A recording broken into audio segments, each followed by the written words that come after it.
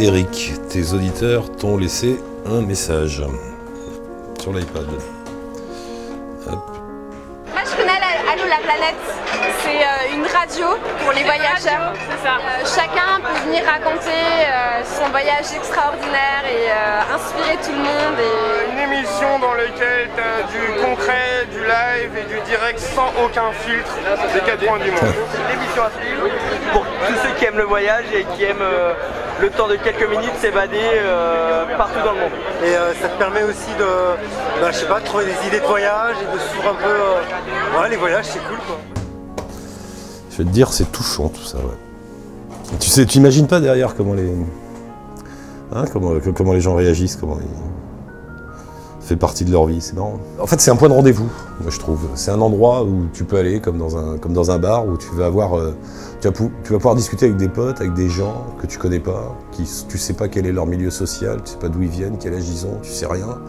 Mais il va y avoir une envie commune entre tous ces gens. Et c'est pas juste le voyage, c'est l'envie de voir d'autres choses. Non, en fait, je sais, c'est l'envie d'aventure. C'est assez magique finalement. C'est très bon pour le karma, Allô la planète. Pour les gens qui parlent, pour les gens qui écoutent, c'est quoi le but de Allô la planète ? Déjà que les gens comprennent un peu la richesse du monde et la complexité du monde et qu'on arrête de voir les choses de façon trop dichotomique et je sais pas, ça crée de la tolérance. Allô la planète, c'est toujours des histoires de ouf qu'on entend, ça me donne des idées et les appeler, moi c'est un peu donner aux autres l'envie de voyager. Ça m'a beaucoup aidé quand j'étais en road trip aux États-Unis, tout ça dans ma voiture pendant 10 à 11 heures par jour. C'est une émission d'utilité publique. D'utilité publique, c'est bien.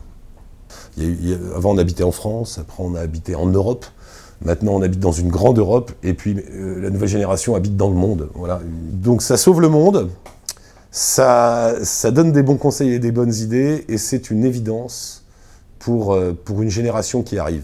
Ça a servi de déclencheur pour beaucoup de gens. On a eu 3 enfants pour l'instant dans Allô la planète. On a eu 3 naissances connues, qui ont été racontées à l'antenne, donc des gens qui se sont rencontrés grâce à l'émission et qui ont fait des enfants. Je pensais pas du tout faire une émission qui influence réellement la vie des auditeurs. On va sauver le monde, on sauve le monde finalement. Parce que je sens que personne s'en occupe. 1, 2, 3